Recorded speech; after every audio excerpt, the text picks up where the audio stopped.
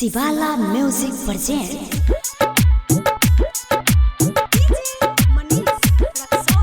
माँ दहला recording studio किसान चौक सुपौल।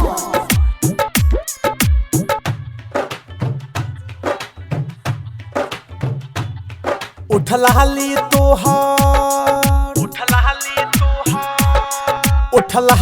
तोहर लागै छौ मसाला गे।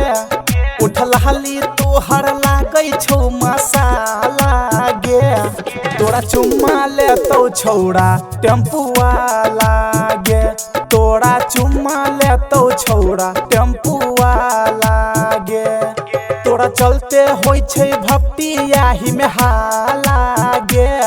तोरा चलते होइ छै भक्ति याही में हाला गे।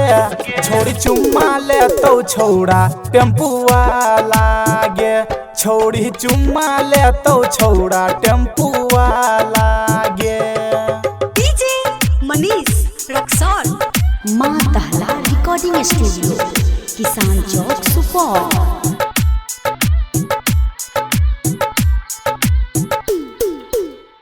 6-5 करै छी बनै छी अधरनी। चढ़ल जवानी के उतार देतो गरमी। चढ़ल जवानी के उतार देतो गरमी। 6-5 करै छी तू बनै छी अधरनी। चढ़ल जवानी के उतार देतो गरमी। महटक मटहक चलै छी सवरकी। कोनो छौड़ा चुम्मा लेतौ सुना ना गे गोरकी। तोहर बाली लागो तोहर बाली लागो मकड़ा के जनजाला गे। तोहर बाली लागो मकड़ा के जनजाला गे। तोरा चुम्मा लेतौ छौड़ा टेम्पू वाला गे। तोरा चुम्मा लेतौ छौड़ा टेम्पू वाला गे।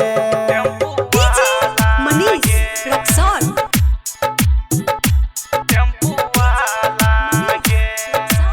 माँ दहला रिकॉर्डिंग स्टूडियो किसान चौक सुपौल।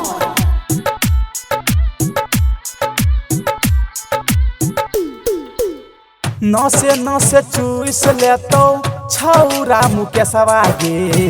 तोरा के घुमा देतौ जिला सुपौलवा गे। तोरा के घुमा देतौ जिला सुपौलवा गे। नसे चूस लेतौ छौरा मुकेशवा गे। तोरा के घुमा देतौ जिला सुपौलवा गे। राइटर अचल पुरिया कहे तनी तू संभाल गे। यादव राजेश तोहर कहट लेतौ गाल गे। महंग जाय महंग जाय से पड़ जेतौ जहिया पाला गे। महगन से जहिया पड़ जेतौ पाला गे। तोरा चुम्मा लेतौ छौड़ा टेम्पू वाला गे। तोरा चुम्मा लेतौ जहिया टेम्पू वाला गे। माँ दहला रिकॉर्डिंग स्टूडियो किसान चौक सुपौल।